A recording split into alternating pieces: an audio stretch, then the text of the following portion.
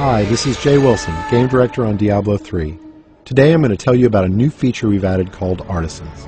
Artisans are special NPCs who help the player in his fight against Diablo by lending their skills as craftsmen. This is a concept of the blacksmith, the first artisan you'll encounter in Diablo 3. You don't start the game with access to artisans. You discover them on your journey through Sanctuary. The loyalty of these craftsmen is not given freely, it has to be earned.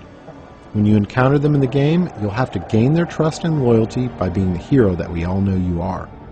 Once you've gained their trust, they will follow you throughout your adventures, aiding you any way that they can.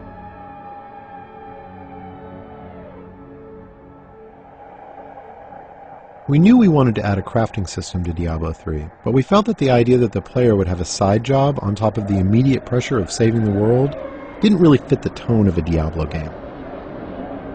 We also didn't want the player to have to spend a ton of time banging on an anvil when they should be out killing things. So instead, artisans will do the crafting for you. As you can see, the blacksmith has set up shop in New Tristram and is ready to help out. Artisans can act as a normal vendor, selling a variety of useful items and purchasing anything you don't want to keep in your bag. All artisans can also craft certain items, depending on the type of artisan. The blacksmith mostly focuses on weapons and some types of armor. On top of that, all artisans have special abilities unique to them. The blacksmith can repair items, but most importantly, he can add gem sockets to some item types that do not already have sockets, regardless of the quality of the item.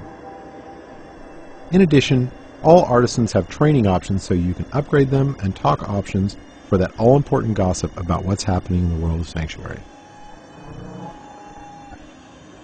Let's talk about crafting first.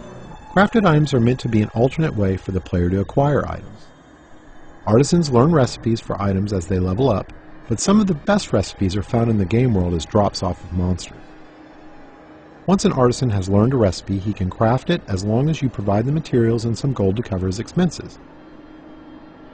In keeping with Diablo tradition, we didn't want a crafting system that produced completely predictable items, so most items your artisan creates will have a series of set and random properties. Here we see a few items that have some set, but mostly random properties.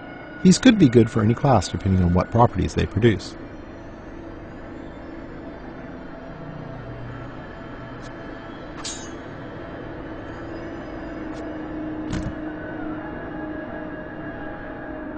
The main special skill of the blacksmith is his ability to add gem sockets to specific item types.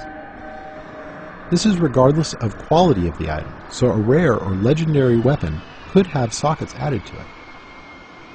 This allows gems to be used to a much greater degree in Diablo 3 than the previous games.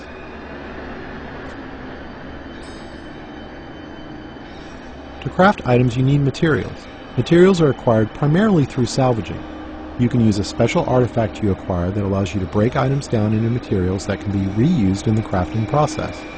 This has a couple of advantages.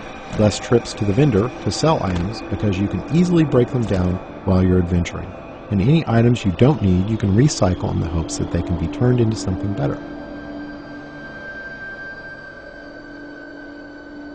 Artisans can be improved over time. The artisan does this by using crafting materials you provide him to train and practice. As you can see, once you've acquired the right materials, the upgrade process is quick. The goal here is to put the time investment into acquiring the materials you need through fighting monsters, not have you spend tons of time in town with your vendor. One of the great things about artisans is that they are visualized in the world. As you can see, now that the blacksmith has leveled up, the look of his shop is improved. Here's an example of how much a single artisan can improve throughout the game with this fully upgraded blacksmith. Once you're done dealing with your artisan, you're free to take your newly acquired fat loot and return to monster fighting and rainbow viewing.